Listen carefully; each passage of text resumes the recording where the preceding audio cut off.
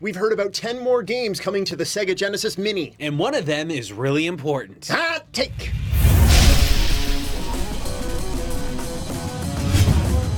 Every couple of weeks now, we hear a little bit more about the Sega Genesis Mini. They're rolling out games, man. Yeah. Rolling out games like there's no tomorrow. Well, actually, they're going to stop. They'll stop at 40. Yeah, they'll stop at 40, but like it's really cool. I mean, I've been so excited about seeing this system because just the idea of what was going to be coming along has been really cool.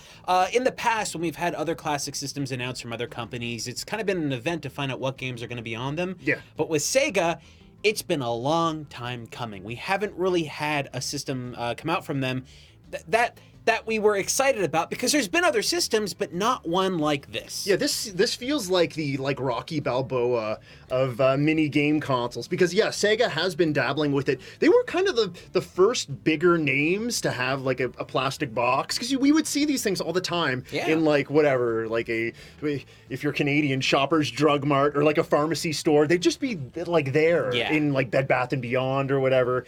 And finally they kind of like told the audience, okay, we're going to take this one super duper seriously this time. M2's behind it. We're getting Yuzo Koshiro making some music for this thing. There's going to be different versions of games and stuff like that. Yeah. So yeah, they're really taking it seriously, and we've seen that. Yeah, we've seen that with some of the titles that have been released thus far. What are some of the titles, before we get to the 10 new games, what are some of the titles that they've released thus far that you're excited for? We won't go through the entire list. Not the whole list, but I've been pretty excited to see Comic Zone. I'm pretty excited to see Altered Beast. Sure. I would prefer to see the arcade version of Altered Beast, but the Genesis version is just as good. And I guess Gunstar Heroes has like an amazing thing, and you're interested in that one too, right? I love Treasure, and Treasure made a bunch of great games for the Genesis. And actually, we're going to be talking about one a little later today because Japan got a Treasure game that we're not going to be getting, maybe, possibly, hopefully in North America. For me, Castlevania Bloodlines or the New Generation is kind of a big deal. It's neat to see, of course, Contra Hardcore. Yeah. Well. Okay. This one is important because the Contra, those Contra games were only available on the Genesis. I know a lot of people tend to think that the Super Nintendo Contra game is exactly like the Sega Genesis one. Not true. The one on Sega Genesis has time travel. There you go. That's all you need to know. When it comes to media and time travel, Shane gobbles it up. Yes. But you got to do it right. We won't get into that because we don't want this to be a 40-minute hot take. Yep. If you bring up Back to the Future... I'll be here all day. Yeah. Even the video game. Okay, let's talk about the 10 new games that were kind of announced today. The North American games, we got Beyond Oasis. Now that's really cool because a lot of people know Beyond Oasis is more or less one of those titles you always hear about but you never play. So it's cool to see this one like actually included, and plus I think it can be a little bit rare in some instances, right? Yeah, Beyond Oasis is a game that if people slept on it, they should play it. I dabbled with it a little bit. It is another, like, we got Landstalker, which is kind of a Zelda-like game, like a action puzzle with light RPG mechanics. Beyond Oasis is kind of in the same vein, but it has like Arabian Nights kind of feel to it. Actually, I think the main character's name is Prince Ali, which might be a reference you may. to something. It's a reference. Well, this predates, I believe, that film. We're talking about Aladdin, but this might be confusing if Aladdin is coming to the Mini with the next wave. I don't know. Does this mean it's not going to? I don't know. Are we overthinking this? Yeah, I mean, like, I don't think it's going to cause that much of a problem. I don't think many people out there know enough about Beyond Oasis to really confuse it with Aladdin. Right. They're like, okay. And like Aladdin is a very bright cover with, that really cool script on the front that looks very much like straight from the movie, right? But Beyond Oasis has the two eyes looking at you out of a desert with like a building in the background. It's very dark. It's not the same look. I think when people see this on store shelves, like I did when I was a kid, I looked at it and I was like, I don't know what this is, and then I went to Sonic, So like that's kind of what happened. Well, I think a lot of other kids do that too. I hope that's not the approach that people are going to take when they pick this up, right? Because yes, there are Sonic games on here, but Beyond Oasis, a lot of people love this game. I need to get a little more into it, but from what I've seen, it's going to scratch that Zelda itch. Next up, we have Ghouls and Ghosts. Yes, Ghouls and Ghosts, of course, the sequel to the original. We have the arcade out there, right? Yeah, Ghosts and Goblins. Yes. Yeah, and it's super hard. The sequel is super hard. But very addictive. Yep. Yeah. Always very addictive. Even though I can't get quite past like a second or third stage in these games, I always go back for more, man. You know, there was a Super Nintendo variant of the game, and that one had a lot of Mode 7 type graphics and stuff like that, and some weird animations that tended to slow down a lot when you'd play the game. So a lot of people that I know believe the Genesis version to be very difficult, but they like the Genesis version for a number of different reasons, more or less because it's a little bit smoother. Could be wrong on that, but it's cool to see this in the collection, right? This shows that Sega is working with other companies out there that isn't just Sega. Yeah, like, and they've already shown that before with the Mickey Mouse games as well. Sure. Yeah, well, yeah, Capcom, of course. And we're going to be talking about some other Capcom stuff fairly soon. But we'll save that. Another title that is going to be coming to the system is Alex Kidd. It's Alex Kidd in the Enchanted Castle. Do you have much experience with this title? I don't have a lot of experience with Alex Kidd, but like, I mean, Alex Kidd, for those of you out there that don't know, that's sort of the mascot for Sega before Sonic came around. There's a lot of games on the Master System. It's one of those characters that you may notice and recognize. Heck, even the actual look of Alex Kidd on the Genesis cover doesn't actually look like Alex Kidd in the games. Yeah, I think Alex Kidd is like supposed to be kind of a hybrid monkey man. Yeah. He's got a look to it. Yeah. It's a weird one. This is cool to have on there for historical purposes, and I don't think it's a bad game either. So this game was programmed by Yuji Naka, who you may know as like the dude that kind of made Sonic great in the 90s, right? But Alex Kidd, like those games never really worked for me. I dig boss fights. It was fun. Alex Kidd has probably the worst boss fights of like any Sega Genesis title.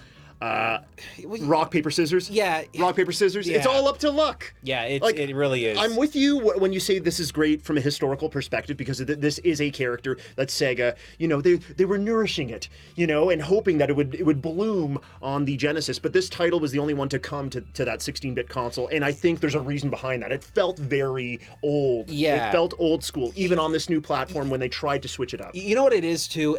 I know this sounds a little bit weird, but at the time, especially in North America, a lot of kids out there that had an NES were playing Mario, and they thought that's the character for the system, Mario. When they were getting a Sega Master System, they were playing Alex Kidd games, and I think the disparity between the two was huge, right? These games are nothing alike, but I think that Super Mario was so popular, it kind of colored what these games are going to be. You're right. When you go into the buildings and you start doing the rock, paper, scissors battles, it is randomized, and it sucks because it's not based off skill, and that sucks. It really does. When you get through a platforming stage, and the platforming is fine in Alex Kidd games, you want something to punctuate the end of the level, not just a person on a stage doing rock, paper, scissors. Yeah. Okay, next up we have a title that I believe needs to be on the system, and that's Golden Axe. Yeah. The only this is a fantastic brawler beat 'em up style game. Remembered very fondly by a lot of folks. The only issue that I have with Golden Axe is the replayability factor for people that may be jumping on board the Sega Genesis Mini who haven't played Golden Axe before. The original Golden Axe, it's not the longest game in the world. It's super duper short. The difficulty level's not all that. I mean, it's true. I mean, for me, again, I know I keep saying this a lot. I want to see the arcade versions. I don't think that they would be too far. I think they'd have the ability to run the arcade versions on the system just so people can see the differences. The thing is with the Sega Genesis, the differences between the arcade versions and the console versions are so minimal, but I think people would be just really interested to see what those things are. But if you're going to have Golden Axe, also have the entirety of the games on there, just because it's easy to do, right? Like it's just a franchise that people do think about. On the initial days and the initial year that the Sega Genesis came out, the games that arrived on the system were primarily arcade experiences. Where Nintendo was making a lot of console experiences, Sega was bringing in games straight from the arcades and kind of trying to make them one-to-one as best they could. That was the in their eyes, that was the beauty of the Sega Genesis. We can finally bring the arcade home. Yeah. So they were trying very much to do that without thinking about the longevity of a lot of these titles. So things like Golden Axe would be more of a rent, or like even Space Harrier, where we're getting Space Harrier 2 in North America. Yeah, but see, on the again, Mini, I mean. Yeah, see, okay, so that's the thing too, right? Space Harrier 2, fine, but it's not as good as Space Harrier 1 in my opinion. There's some cool aspects of it, but Space Harrier 1 is not a game that actually came out on the Sega Genesis proper. It came out on the 32X, and that's pretty close to the arcade version, but again, I want those arcade games on Yeah. there too. So anyway, Golden Axe, I feel like people are think more fondly of the sequels, and there is more meat to them because where they had that arcade mentality in the beginning, very quickly they realized, oh no, we need more game, right? So the sequels were a little bit better in that regard. Phantasy Star is another title coming to the Sega Genesis Mini, and this is one.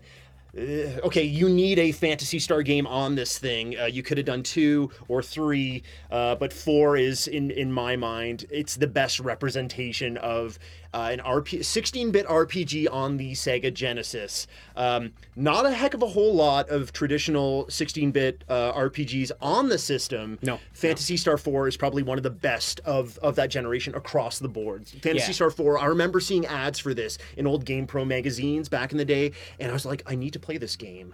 I don't know, like I had no clue what the series was. I didn't grow up with the series necessarily, but I remember seeing this and just seeing the still frames of the cutscenes that are within the game itself. And I was like, it looks like one of those we used to call them Japanimation back in the day, was the word across the board. Yeah. We didn't know. I was like, it looks like you can play one of those. That looks really cool. You know what it is to me? It's like for a lot of people out there, again, back when these two systems were like battling it out, you had Final Fantasy on one system, you had Phantasy Star on the other. They are not related. They're not the same concept at all, but Phantasy Star is more science fiction than what Final Fantasy, at the time anyway, tended to be a lot more knights and castles type of thing. So I think Phantasy Star definitely deserves to be on the system. It's one of those things, like personally, for me, the ability to have save states on the system, if they implement it properly, that would be a great way for people to be able to test certain things in these games. In Phantasy Star, you have the ability to save and stuff like that, but that's what would make this really cool, is just having save state support kind of anywhere. But, across the board? Yeah. Phantasy Star 4 was pretty good as far as save states were concerned. The story's really great. It did a lot more than was expected way back in the day. It's cinematic. Yeah. It's very cinematic, yeah. And like you said, like, it has that sci-fi. It's like, it does have knights in it, but it's sci-fi knights, and I really dig that. Yeah. Where Final Fantasy kind of went off from its fantasy style, and I feel like they tried to go into the sci-fi direction, and I just wish they took more of the aesthetic look of Phantasy Star. And now we're not getting more traditional Phantasy Star like role-playing games. They went online, and then I don't know that we'll ever see a proper sequel. Probably not, but I mean, you know, this is cool, and who knows? Maybe this like entire system will do well enough, and people will play Phantasy Star and go, hey, you know what, I want more of those, and then it'll inspire them to make another one. Probably not going to happen, but hey. Yeah, we'll see. Okay, the next game that we're going to talk about... This one is crazy. It's a little controversial, and we can talk about that a little bit. Street Fighter 2 Special Champion Edition is coming to the Sega Genesis Mini. Yeah. Street Fighter 2 needed to be on every 16-bit system back in the day. It needed to, because it was such a huge game to everyone. If you grew up in the early 90s, you know, you're a kid or a teen playing in the arcades at home. It had that competitive. Yeah. You're always playing against your friends and stuff. So yeah, we saw iterations of this on many different consoles. A lot of people remember the SNES version, Street Fighter 2 Turbo, fondly. But why do they remember that version, specifically playing Street Fighter on that system? Well, because you had accessibility to all of your punches and kicks at the same time, because you had the shoulder buttons and the 4 face buttons as well. So that gave you 6 buttons that you could use to play Street Fighter properly. On the Sega Genesis, though, for most people out there that own the original model of the system, and even the Model 2, which is the one I owned. Yes, I did too. Initially, it only had 3 buttons, unless you went out and bought a 6-button controller. So I remember Street Fighter 2 Special Champion Edition fondly. This is the Street Fighter game I grew up with on the Genesis, and I guess when we bought it, probably shortly thereafter, if not day and date, we bought a 6-button controller. So I was fine. I played through this, and I was always like, no, it's great. It's not a bad version of the game. Yeah. It runs fine, but... The problem is the Japanese version of the Genesis Mini is going to, well, I should say the Mega Drive Mini is going to come with a 6-button controller layout. We're getting the 3-button controller layout. So if you have a 3-button controller for Street Fighter 2 on the Genesis, do you know how you switch or how you get all your moves? You got to press the start button. And so, okay, you're playing and you got ABC, and you got your light to strong punch, and then you press the start button, and then you got kicks. Yeah. That's super sloppy. You can do it, but it's not good. Yeah, it's right? super duper sloppy. This idea here is this is a controversial inclusion only because of the controller that is bundled with the system. Yeah. Now, there's a little bit more news here, which we'll talk about a little bit later, but just know that neither Adam or I are very impressed with them including this and not giving you the 6-button controller out of the box. Right. It feels like a wasted game to a lot of people out of the 40 games. It's like, well, okay, if you're going to include Street Fighter 2, it's silly just to have the 3-button controller. You gotta go and possibly buy something else from a different company, and there are ways to get around that, which we'll get into. Next up is a game that we kind of we were saying we wanted to see come to the system, and we thought that the last release of titles was pointing towards the possibility of us getting one of these games. Sega Channel, some games were linked to the Sega Channel with the last wave of releases. We talked about possibly getting Mega Man. Wily Wars. And guess what, folks? That's what we got. Yeah! Now this this is important. This game has never officially been released on cartridge in North America and Europe. Okay, that just in Europe, yes. Europe, yes? Yes. Europe, yes. North America, no. Sorry. Japan and Europe, yes. Okay, this is important because for many gamers out there that want to play this game on the real systems, it's been something that they couldn't do. So having this come out officially for the first time in North America for us to buy in any kind of physical capacity, huge. For those of you that don't know, this is a collection of Mega Man games with kind of a new visual style over them. It's not crazy off from what the original Mega Man games are, but it's kind of a collection of all those games together. It plays good, it looks good, and it essentially is just a really cool Mega Man game. Now, what's awesome about this is that you can basically look at this like it's Mega Man 1 through... I think it's 1 through 3. Yeah. If I'm not mistaken. So it's basically 3 Mega Man games in one. So where this looks like it's just one Mega Man game, you're actually getting 3, so it's like more games in the collection, the way I look at it. It's 1 through 3, and there is a sort of intertwining storyline that goes beyond the experience that most people would have had with the NES back in the day. They tried to do their own thing with it. It's really neat. Not a lot of people think about the Sega Genesis when they think about Mega Man, absolutely right? not. So it's so cool to see. It really sounds like here Sega was listening to the fans, because I don't see how Sega proper would jump to this title in particular without listening to fan outcry, because this is a game that's eluded so many people. Like, who had the Sega Channel back in the day in North America, right? It almost seems like to me that Sega went up to Capcom and went, okay, we want Wily Wars, and Capcom was like, all right, but you got to take Street Fighter.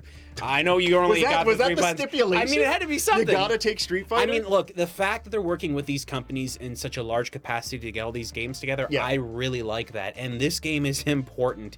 For anyone out there that really likes Mega Man and you haven't played these, it's not going to reinvent the wheel for you, but it's a really cool collection that's definitely worth playing if you're a fan. And for historical preservation, for collectors on a small scale, there you got it. You got it physically. You finally got this game physically in your collection. Next up is a game that, whenever I look into this game online, I remember this game fondly. You remember this game fondly. Not a lot of people like this. It always seems like, I still like it. I don't care. I like pinball. I like Sonic Spinball. Sonic Spinball. Yeah, I don't care. Yeah. A lot of people tell us about Sonic Spinball. Sonic Spinball is essentially a collection of levels that are basically pinball themed, where Sonic the Hedgehog is the pinball in the machine. Now, it's not like a giant machine, it's all multiple platforms and levels. You still have the ability to walk around with Sonic and stuff like that. It's very lumbering, though. Well, it's lumbering, but what's really cool about this is that you actually have a little bit of control with the ball as it's in the air, because it's Sonic, so you can kind of move it in free space.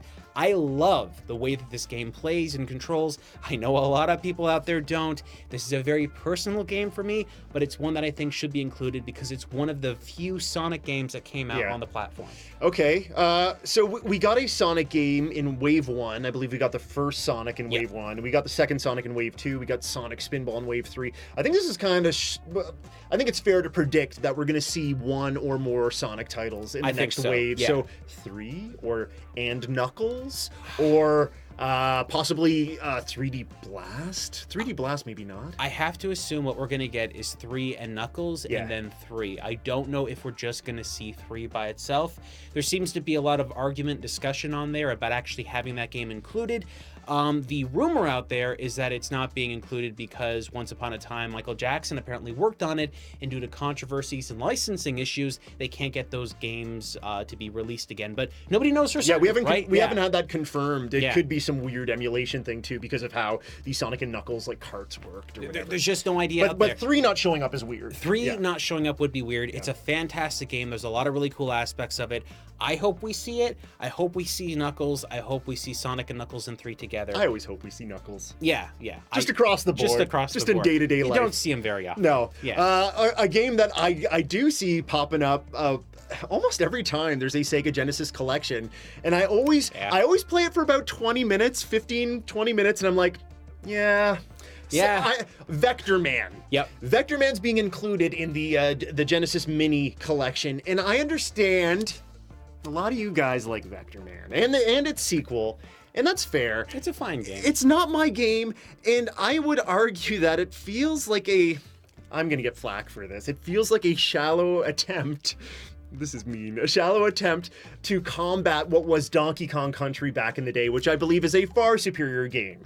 Okay, so I don't think Adam's wrong on this front.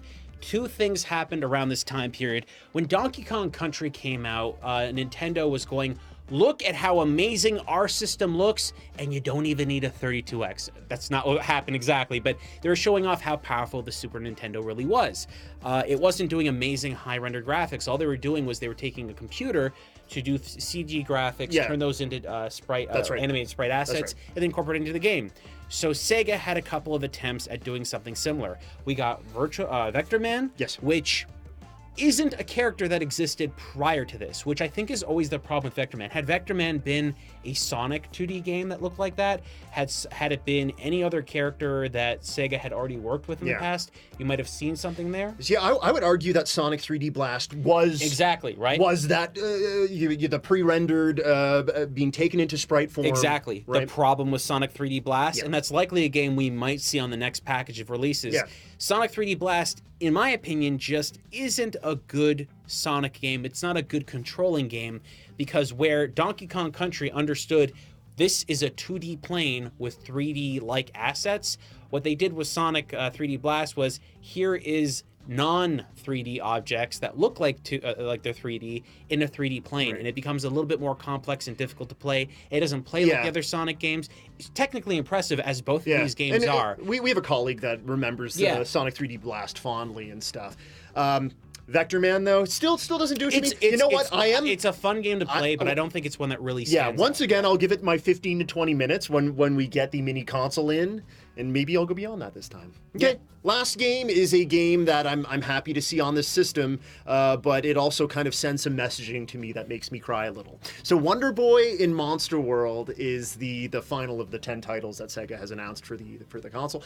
And I love the Wonder Boy games. If you've followed Hot Take for a while, whenever I get a chance, or we get a chance to talk about Wonder Boy, we do. There've been a lot more Wonder Boy games recently, or Wonder Boy styled games recently, and it kind of had a bit of a resurgence. Wonder Boy in Monster World is a great game that was released on the Genesis back in the day. It is an action RPG title that's like a 2D platformer at the same time. And for some reason that just works for me. Sure. They're fun games, and they look really cool too. Yeah. The thing is, there was another game within the same franchise, Monster World 4, that was released on the Mega Drive in Japan, and it was released on the Wii Shop for us, a translated version of it in North America, which is far superior. It's a masterpiece, right? Wonder Boy in Monster World is a fantastic game. It's really good. So good that they wanted to port it over to the TurboGrafx, and they did as Dynastic Hero. Like, it's a great game. Any iteration of it is, but there's one that's a little bit better and rare, and we never had it in physical form, like Wily Wars. So this would have been the perfect time. Maybe this is a hint that you're going to get that in the next one.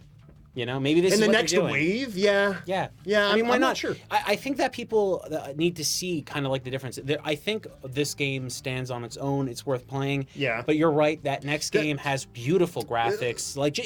Yeah. it really looks like a step up over this one. Oh, it really is. does. It's a far. It looks like it could be a 2D 32-bit game. Do you know, like Yeah. something running on like a Saturn or a 32X or something like that. I know it sounds crazy, but I would argue that Wonder Boy and Monster World, the gameplay's very, very similar between the different games. So I feel like there might maybe burnout there if you have two at the same time. I don't know. I'd love to see Monster World 4. Still worth playing. Now, there is one thing we want to talk about, and what we're going to mention now is something that had just been like announced after this whole reveal happened. Retrobit is making their own 6-button Sega Genesis controllers, and they're good. We have them in the studio. We've used them already. They are fantastic controllers, so close to the original Sega Genesis controllers that were originally released that it would blow your mind. I'm so sorry to interrupt. Yep. Was the form factor the same one that we had when we were reviewing the SG? Yeah, pretty Okay. much, right? So what we're dealing with here, though, is that these controllers are wired. There's ones that work on the original Sega Genesis, and there's ones that are USB. Now, the USB ones are fine if you're emulating games, but apparently the USB ones will also work with the Sega Genesis Mini. So, what we know now is that the Retrobit is making 6-button controllers that are amazing, and they're really, really good. They're USB compatible, and they're not being included with the Sega Genesis Mini. That's what we know. They have the controllers. They're selling 6 buttons in Japan. We're getting 3 buttons here. They've got a game on the system that takes 6 buttons to play it properly. And we're not getting the 6-button controller, even though they are being manufactured and being produced right now by a company. You see what my hands are doing here? One's a 3-button controller, one's a 6-button controller. Swoop. Yeah. It should have been the opposite, all right? Okay, we should have gotten the Sega Genesis Mini with the 6-button controllers, and then Retrobit comes out from, the shadows and says, "Oh, if you want a really good playing 3-button controller, we made one." Well, and then maybe- if you want, because some people may argue, I like the original 3-button controller, but Sure, it but seems like don't listen to them. Just release the 6 buttons. no, and that's it seems like overwhelmingly Yeah. what people have to say is no, like just release the 6-button controller with it. And people would not be so upset about this if you weren't including some games that had 6 buttons as the proper way to play them. Street Fighter. Yeah. I get that not every game uses the 6 buttons, but look, you might as well. It makes way too much sense to do that. Having the 3-button variant is nostalgic for some people, but maybe in the box include a 6 and a 3. Like maybe that would work out. 1-6, 1-3. Yeah, I'd be a little bit cooler Yeah. About this whole thing if that was the way they did it. I still don't agree with that. Look, I get it. They're trying to be a little bit more nostalgic, but it's just the fact that they did in Japan and not here is just like it confuses me. Do you this is just speculation, but do you think there was some sort of like talk behind the scenes where Retrobit was like, well, you licensed the 6-button controller to us, like let's make it so that we can sell these things as well. I don't know. I have no idea why they did it. Like, Yeah. to be fair, it's kind of a diminishing returns argument, right? You're going to have a whole bunch of people out there that buy the Sega Genesis Mini, and I do not doubt that there's going to be people out there that buy the 6-button variant of the controller. It will definitely happen. It's just, you don't know how many. We've never had a classic system that required you to go out and get a controller specifically for the system because it didn't come with that controller. You know what I mean? Like, Right. That's a very strange proposition. I don't know if it's going to work out for them. It's very weird to include a game that is kind of sort of broken. Yeah. With maybe that, I don't know if that's over exaggerating or if that's hyperbole or whatever. Okay, so we know a little bit about the roster. Are you still holding out hopes that we're going to get a Sega CD? I want integration. Look. I know. I get it. A lot of people laugh. I want a Sega CD integration. I want a 32X integration. I want to see some of those games come over. Look, it would be awesome if they go, look, here's just 40 Genesis games, but guess what? Here are a couple 32X. Here's a couple Sega CD. It would be so easy for them to integrate those things, and I think a lot of people would have a lot of fun playing those games. Look. Just include Tempo, just include Knuckles Chaotix, just include, look, Space Harrier. Calibri? Sure. The Hummingbird game? The Hummingbird game. You know, like, there's games out there that people have never really played. See, the thing is with the Sega Genesis, a lot of people played those games. A lot of people got to experience them, and that's great. We're getting some rare games in there that not everyone got to play. But Sega CD and 32X failed so spectacularly, and there were games on there that were worth it that we just need to see return. Yeah, it failed in sales-wise, but yeah, there's some titles on there that are just really marvelous. I would not consider the systems themselves a failure. Despite everything that worked against them, the developers made good games on those platforms. So we've been seeing that there's like variations across regions and stuff, and the Japanese version of the Mini has been getting different titles. I feel like we kind of, like I saw some of the titles that Japan's getting instead of us with this new wave of 10 games, and there's 4 that are different, and I just want to go through those super duper quickly. They're getting Revenge of Shinobi, right, which is the sequel to the original Shinobi, which is a pretty good game. Yep. We're also getting another Shinobi title as well in one of our waves, but we're not getting Revenge of Shinobi as of right now. Puzzle and Action, Tant R is a game coming to the Japanese. Don't know that one. Okay, it's the kind of sort of successor to Bonanza Bros, believe it or not. Okay. Except it doesn't play anything like Bonanza Bros. It's just a collection of mini games and puzzle games and stuff. Yeah, I can see that working in Japan, not here. I see another one on the list, Yu Yu Hakusho. Yeah, okay, great. I forgot about this. Treasure. Yeah. Okay, so Treasure developed a fighting game. I was not aware of this. I did not know. Yu Yu Hakusho, Makyu Toitsusen is a fighting game developed by Treasure that's based on a manga, and it's Yu Yu Hakusho, yeah. Yeah, it's incredibly rare. I In Japan, if you want to get a Mega Drive copy of this thing, it's going to run you like $200 or so. I did not know about that. People are pretty crazy about this game. I saw some of the gameplay of it. Again, I have no experience with it. Doesn't speak to me all that much. And I love Treasure games. I love Treasure. I am sort of familiar with the anime. Like, I know the characters Green and stuff hair. like that. I know them. It's just I did not know a Genesis game got released. That's what I love about like systems like this. They can incorporate that stuff. Yeah. Unfortunately, as far as we're aware, Japan only. That's not coming across. And there's one more Japan only title. That's Party Quiz Mega Q, and yeah, okay. There's a reason. There are quiz games that have been released, and some of them are very popular, but in Japanese, you'd never be able to bring that over. I would even say never include a quiz. I don't know how popular this was in Japan. Maybe this was gigantic and it needed to be on the Mega Drive Mini. But quiz games don't age well. Quiz games don't age well 2 years from when they're released. That's true. Especially if it is era centric. And this is a TV quiz show. Yeah, I don't even. If people were upset in Japan over this, I would understand. So I don't want a quiz show game. Yeah. So if a quiz game was released sometime in the 1990s or the 80s or whenever, a lot of the historical pieces or just modern information has overwritten that. So the things we know now isn't relevant to this to the game anymore. If they updated You mean the Ronald question, Reagan isn't the president of the United States anymore? Yeah. If the game is designed in such a way where it gives you specific dates, it might make sense. Yeah. But I know that this is going to be weird, and a lot of people don't even understand this, but in Japan, there are a lot of quiz games, and I mean a lot. I've seen tons of them on consoles. I've seen tons of them in arcades. In arcades, yeah. And arcade variations have stories and plot lines.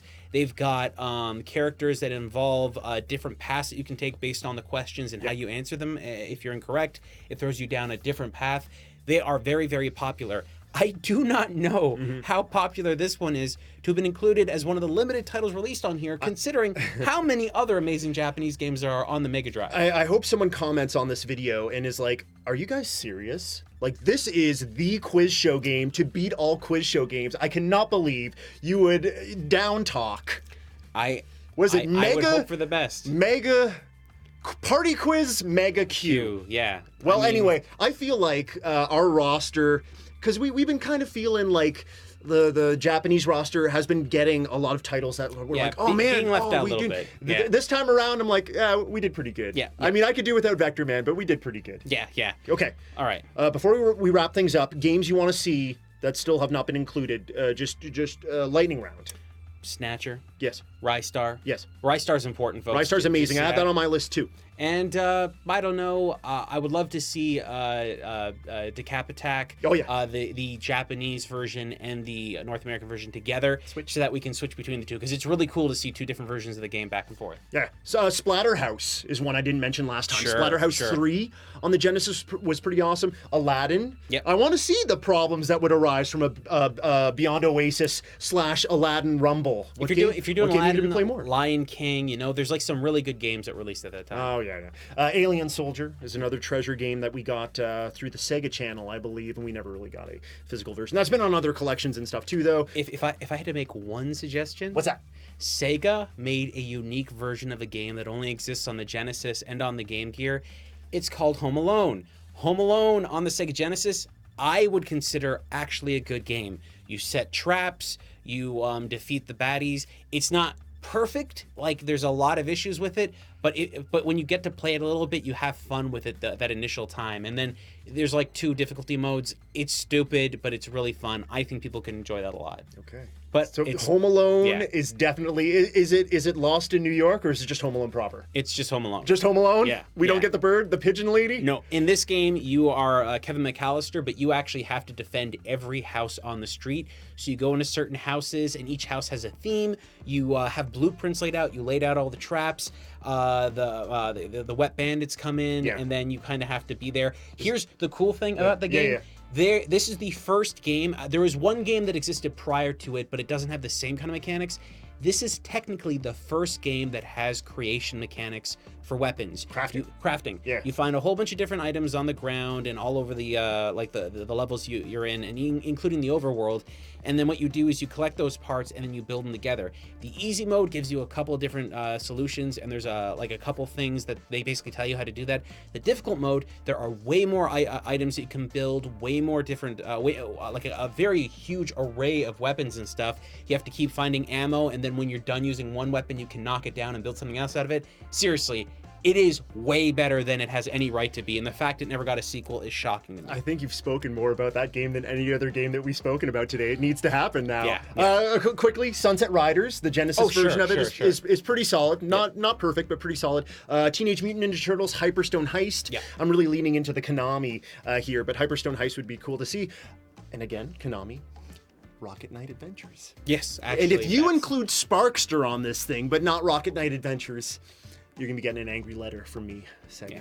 Yeah. But folks, what do you think? Yeah. Are you excited about the list you've seen so far? Are you excited for other games that could be potentially released, announced very soon? Oh, what do you think about 3-button versus 6-button? The controversy that's Everyone happening. wants a 6-button. Oh, of but course if we you want want a 6-button. let us know why. Oh.